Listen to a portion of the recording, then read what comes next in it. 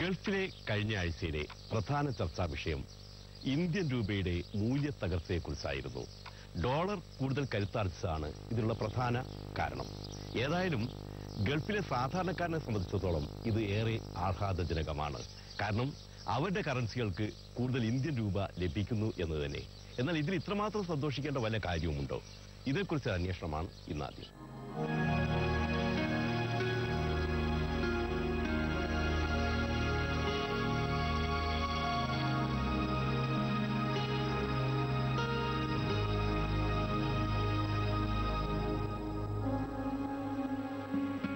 Indian രൂപയുടെ മൂല്യം കുത്തനെ താഴോട്ട് പതിച്ചിരിക്കുന്നു.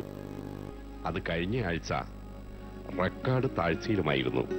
ഈ റിപ്പോർട്ട് തയ്യാറാക്കുമ്പോൾ $1 മൂല്യം 58.51 രൂപയാണ്. ഈ റിപ്പോർട്ട് തയ്യാറാക്കുമ്പോൾ ഒരു UAE ദിർഹമിന്റെ വില 15.93 രൂപയും സൗദി റിയാലിന്റെ വില 15.60 ഇത് ഒരു സർവകാല റെക്കോർഡാണ്. ഇതിന് പ്രധാനമായിട്ടുള്ള കാരണം എന്ന് പറഞ്ഞാൽ ആഭ്യന്തര തലത്തിലും അതുപോലെ തന്നെ അന്താരാഷ്ട്ര തലത്തിലും ഇന്ത്യൻ രൂപയ്ക്ക് എതിരെ വന്ന കാരണങ്ങളാണ് പ്രധാനമായിട്ടും നമുക്ക് കാണുവാൻ സാധിക്കുന്നത്. അതിൽ ഒന്ന്, ഇപ്പോൾ ഇന്ത്യൻ രൂപയടക്കം മറ്റു പ്രമുഖ കറൻസികൾക്കെതിരെ അമേരിക്കൻ ഡോളർ ശക്തി പ്രാപിച്ചതാണ്. അമേരിക്കൻ ഡോളർ ശക്തി പ്രാപിക്കാനുള്ള പ്രധാനമായിട്ടുള്ള ഒരു കാരണം അമേരിക്കൻ ഇക്കണോമിയിൽ വരുന്ന ആ ഒരു വളർച്ചാ നിരക്ക്, അതുപോലെ തന്നെ അമേരിക്ക ഇപ്പോൾ നടത്തി വരുന്ന ഒരു സാമ്പത്തിക സുരക്ഷാ പാക്കേജുകൾ അവിടെ നിർത്തലാക്കാനുള്ള സാധ്യതകൾ ഈ വർഷമുണ്ട്. ഈ ഒരു കാരണങ്ങൾ കൊണ്ടാണ് ഇപ്പോൾ അമേരിക്കൻ ഡോളർ ശക്തി പ്രാപിച്ചുകൊണ്ടിരിക്കുന്നത്. അതുപോലെ തന്നെ ചൊവ്വാഴ്ച നമുക്ക് കാണുവാൻ സാധിച്ചു S&P, അതായത് അന്താരാഷ്ട്ര റേറ്റിംഗ് ഏജൻസി, US ഇക്കണോമിയുടെ ആ ഒരു നെഗറ്റീവ് ഔട്ട്ലുക്കിൽ നിന്ന്, അതായത് US ട്രഷറി ബോണ്ട്സ് 14 മാസ കാലയളവിലെ ഒരു ഉയർച്ച രേഖപ്പെടുത്തുകയുണ്ടായി ഈ ചൊവ്വാഴ്ച. അതിനോടനുബന്ധിച്ച് ഈ S&P നെഗറ്റീവ് എന്നുള്ള ഒരു ഔട്ട്ലുക്കിൽ നിന്ന് സ്റ്റേബിൾ ആക്കി ഉയർത്തിയ ഒരു സാഹചര്യം കൊണ്ടു. ഇത് ഇൻവെസ്റ്റേഴ്സിന് വളരെ കോൺഫിഡൻസ് ലെവൽ കൂട്ടുകയും ഇന്ത്യൻ മാർക്കറ്റിൽ നിന്ന് നമുക്ക് കാണുവാൻ സാധിച്ചു ഈ ജാനുവരി തൊട്ട് $15 ബില്യൺ ശരിക്കും പറഞ്ഞാൽ FIs വിദേശ ധനകാര്യ സ്ഥാപനങ്ങൾ നിക്ഷേപിച്ചത്. ഇപ്പൊ ജൂൺ മാസമായപ്പോൾ ഇതിൽ നിന്നുള്ള ഒരു വിഡ്രോവൽ നമുക്ക് കാണുവാൻ സാധിക്കുന്നുണ്ട്. അപ്പൊ ഇതിൽ നിന്ന് നമുക്ക് മനസ്സിലാക്കാം, അതായത് ഡോളറിൽ ഉള്ള നിക്ഷേപങ്ങൾക്കുള്ള സാധ്യതകൾ കൂടുതലായിട്ട് നിക്ഷേപകർ കാണുന്നുണ്ട് എന്നുള്ളതാണ്. മറ്റ് കറൻസികളുമായി താരതമ്യം ചെയ്യുമ്പോഴും ഇന്ത്യൻ രൂപയുടെ മൂല്യത്തിന് റെക്കോർഡ് ഇടിവാണുണ്ടായിട്ടുള്ളത്. പാകിസ്ഥാൻ രൂപയുടെ മൂല്യം 26.82 ആണ്. ഇതും റെക്കോർഡ് ഇടിവാണ്. ഫിലിപ്പിയൻ പെസോയുടെ മൂല്യം 11.6 ആണ്. മാത്രമല്ല എല്ലാ ഏഷ്യൻ കറൻസികൾക്കും കുത്തനെയാണ് വിലയിടിഞ്ഞത്. ഇതുകൊണ്ട് ഇപ്പോൾ ഉണ്ടായിരിക്കുന്ന പ്രയോജനം എന്ന് പറഞ്ഞു കഴിഞ്ഞാൽ ഇറക്കുമതി വളരെയധികം ചെലവേറിയതായി തീർന്നു. അതോടൊപ്പം തന്നെ പക്ഷേ ഗുണം ചെയ്തതെന്ന് പറഞ്ഞു കഴിഞ്ഞാൽ എക്സ്പോർട്ടേഴ്സിന് ഗുണം ചെയ്യുന്നുണ്ട്. പ്രത്യേകിച്ച് IT മേഖലയിലാണെന്നുണ്ടെങ്കിലും മറ്റൊന്ന് സർവീസസ് എക്സ്പോർട്ടേഴ്സിനും കൂടുതൽ രൂപ കിട്ടുന്നത് കൊണ്ട്, ഡോളറിനെതിരായിട്ട് കൂടുതൽ രൂപ കിട്ടുന്നതുകൊണ്ട് അവർക്ക് പ്രയോജനം ചെയ്യും. പക്ഷേ നമ്മളുടെ ഫോറിൻ എക്സ്ചേഞ്ച് റിസർവ്സ് വെച്ച് നോക്കുമ്പോഴും അതുപോലെ തന്നെ നമ്മളുടെ ബാലൻസ് ഓഫ് പേയ്മെന്റ് നോക്കുമ്പോൾ, അല്ലെങ്കിൽ കയറ്റുമതി ഇറക്കുമതി തമ്മിലുള്ളതായ ബാലൻസ്, ട്രേഡ് ഡെഫിസിറ്റ് വളരെയധികം വർദ്ധിക്കും.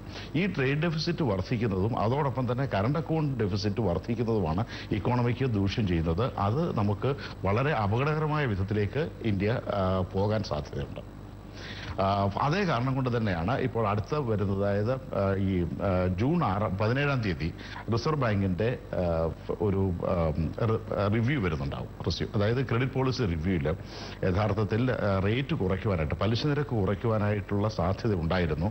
ഈ പലിശ നിരക്ക് കുറയാനുള്ള സാധ്യത ഇനിയിപ്പോൾ തള്ളിക്കളയാമെന്നുള്ളത് നമുക്ക് പറയാം. രൂപയുടെ മൂല്യം കുറഞ്ഞതോടെ ഇന്ത്യയിൽ നിന്നുള്ള പല ഉൽപ്പന്നങ്ങളുടെയും വില ഗൾഫ് മാർക്കറ്റിൽ കുറഞ്ഞിട്ടുണ്ട്. പക്ഷേ പഴം പച്ചക്കറി മാർക്കറ്റിൽ വിലക്കുറവ് കണ്ടു തുടങ്ങിയിട്ടില്ല. ഇവയ്ക്ക് ഇന്ത്യൻ മാർക്കറ്റിൽ വില കുത്തനെ ഉയർന്നതാണ് ഇതിന് കാരണം. ഡോളറിനെതിരായിട്ടുള്ള രൂപയുടെ മൂല്യത്തകർച്ച യഥാർത്ഥത്തിൽ പ്രവാസികൾക്ക് എത്രമാത്രം പ്രയോജനമുണ്ടെന്ന് നമ്മളൊന്ന് പരിശോധിക്കേണ്ട സമയമായിട്ടുണ്ടെന്ന് തോന്നുന്നു. കാരണം ഇവിടെ നിന്ന് അയക്കുന്നതായ പണത്തിന് കൂടുതൽ രൂപ ഇന്ത്യയിൽ കിട്ടുമെങ്കിൽ തന്നെയും നാട്ടിലെ ചെലവ് വെച്ച് നോക്കുമ്പോൾ, അല്ലെങ്കിൽ ഇൻഫ്ലേഷന്റെ റേറ്റ് വെച്ച് നോക്കുമ്പോൾ വേണ്ടത്ര ഉദ്ദേശിച്ചത്ര ഫലമുണ്ടാകാൻ സാധ്യതയില്ല. മറ്റൊന്ന്, യഥാർത്ഥത്തിൽ പ്രയോജനമുള്ള ഒരു വിഭാഗം എന്ന് പറയുന്നത് ഹൗസിംഗ് ഫൈനാൻസ് ലോണോ അല്ലെന്നുണ്ടെങ്കിൽ മറ്റ് വായ്പ തിരിച്ചടയ്ക്കേണ്ടവർക്ക് ഇവിടുന്ന് റെമിറ്റ് ചെയ്യുമ്പോൾ കൂടുതൽ പണം ഇന്ത്യയിൽ കിട്ടുമെന്നുള്ളൊരു കാരണം കൊണ്ട് ആ ഒരു വിഭാഗത്തിന് മാത്രമേ പ്രയോജനം ഉണ്ടാകുന്നുള്ളൂ. ഏതായാലും മലയാളികളായ പ്രവാസികൾ ഇപ്പോൾ സന്തോഷത്തിലാണ്. തങ്ങളുടെ പണത്തിന് കൂടുതൽ മൂല്യം ലഭിച്ചതിലുള്ള സന്തോഷം. ഇന്ത്യക്ക് പുറത്തു നോക്കുകയാണെന്നുണ്ടെങ്കിൽ ഒരു പരിധിവരെ NRIs ഒക്കെ എല്ലാവരും വളരെ സന്തോഷവാന്മാരാണ്. എന്താ കാര്യം വെച്ചിട്ടുണ്ടെങ്കിൽ കൂടുതൽ പൈസ നമുക്ക് നാട്ടിലേക്ക് അയക്കാൻ പറ്റും. ഇതിനകത്ത് ഇപ്പോൾ ഗവൺമെന്റ് ഒരു പരിധിവരെ ഇതിനകത്തൊരു സൈലന്റ് ആയിട്ടുള്ള ഒരു സ്റ്റെപ്പ് എടുക്കാനുള്ള ഒരു പ്രധാന കാരണം എന്ന് വെച്ചിട്ടുണ്ടെങ്കിൽ ഇപ്പൊ ഇന്ത്യൻ രൂപയുടെ മൂല്യം കുറഞ്ഞിട്ടുണ്ടെങ്കിൽ അത് എക്സ്പോർട്ടിന് അത് സപ്പോർട്ടീവ് ആണ്. അതുപോലെ തന്നെ ഇമ്പോർട്ടിന് കോസ്റ്റ് കൂടുതലായിട്ട് വരും. അപ്പൊ ഈ ഒരു സാഹചര്യത്തിൽ കറണ്ട് അക്കൗണ്ട് ഡെഫിസിറ്റ് ഒന്ന് കുറഞ്ഞേക്കാനുള്ള സാധ്യത ഗവൺമെന്റ് കാണുന്നുണ്ട്. അതോടൊപ്പം തന്നെ വിദേശ ധനകാര്യ സ്ഥാപനങ്ങളുടെ ഫണ്ടുകൾ ഇന്ത്യയിലേക്കുള്ള ഒഴുക്ക് കൂടുവാനുള്ള ഒരു സാധ്യതയും FDIക്കുള്ള ഒരു സാധ്യതകളും നമുക്ക് ഇതിൽ നിന്ന് ഗവൺമെന്റ് കാണുന്നതായിട്ട് നമുക്ക് കാണുവാൻ സാധിക്കുന്നുണ്ട്. അപ്പോൾ ഇപ്പോൾ NRI അടക്കം ഒരു ഇൻഡിവിജ്വൽ ആണെന്നുണ്ടെങ്കിലും കമ്പനികളാണെന്നുണ്ടെങ്കിലും മറ്റു FIIs വിദേശ ധനകാര്യ സ്ഥാപനങ്ങളാണെന്നുണ്ടെങ്കിലും ഇത് വലിയൊരു ഓപ്പർച്യൂണിറ്റി ആയിട്ടാണ് എടുത്തിരിക്കുന്നത്. അവർക്ക് ഇതിൽ നിന്ന് ഡബിൾ ബെനിഫിറ്റ് ആണ് ഇത് കിട്ടുവാൻ പോകുന്നത്. അതെന്താ കാര്യം എന്ന് വെച്ചിട്ടുണ്ടെങ്കിൽ നമുക്കിപ്പോൾ ഈ ഒരു താഴ്ച ഇപ്പൊ 58, 89 വന്ന് അത് 60 വരെ 61 വരെ ടച്ച് ചെയ്യാനുള്ള ഒരു സാധ്യതകളെല്ലാം കാണുന്നുണ്ട്. ആ ഒരു സമയത്ത് ഇതൊരു ഓപ്പർച്യൂണിറ്റി ആയിട്ട് കണ്ടിട്ട് ഇപ്പൊ NRIസും അതുപോലെ തന്നെ മറ്റ് ധനകാര്യ സ്ഥാപനങ്ങളും ഈ അലോക്കേഷൻ ഇപ്പൊ നമ്മൾ ബ്രിക്സ് കൺട്രികളെ നോക്കുകയാണെന്നുണ്ടെങ്കിൽ ഇന്ത്യയിൽ ഇൻവെസ്റ്റ്മെന്റിന് ഒരുപാട് ഓപ്പർച്യൂണിറ്റികളുണ്ട്.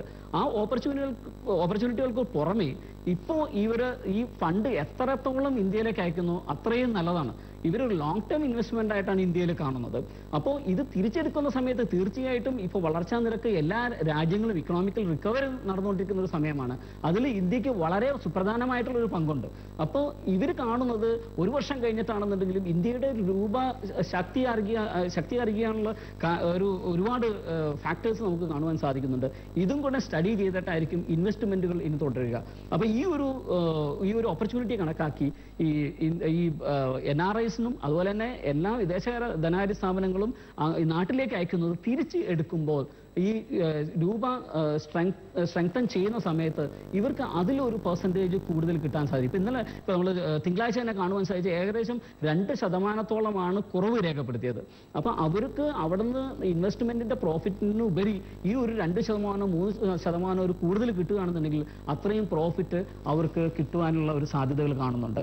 അപ്പൊ അവിടുത്തെ ഇൻവെസ്റ്റ്മെന്റിന്റെ പ്രോഫിറ്റ് അതുകൂടാതെ എക്സ്ചേഞ്ച് റേറ്റിൽ വരുന്ന ബെനിഫിറ്റും ഇങ്ങനെ രണ്ട് രീതിയിൽ ഇപ്പൊ NRIസിനും അതുപോലെ തന്നെ വിദേശ ധനകാര്യ സ്ഥാപനങ്ങൾക്കും ഈ രൂപയുടെ മൂല്യ തകർച്ചയുടെ സമയത്ത് അവർക്ക് ഇത് ഒരു ഓപ്പർച്യൂണിറ്റി ആയിട്ട് കാണാവുന്നതാണ്. ഇത് വെറും എണ്ണി പറയുമ്പോഴുള്ള വർധനവ് മാത്രമാണെന്നാണ് യാഥാർത്ഥ്യം.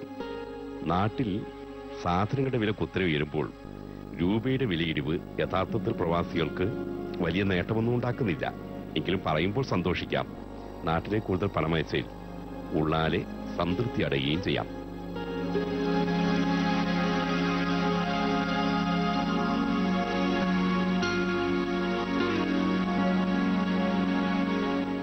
ഗൾഫ് പനോരമയിൽ വാർത്തകളും വിശേഷങ്ങളും അവസാനിക്കുന്നില്ല.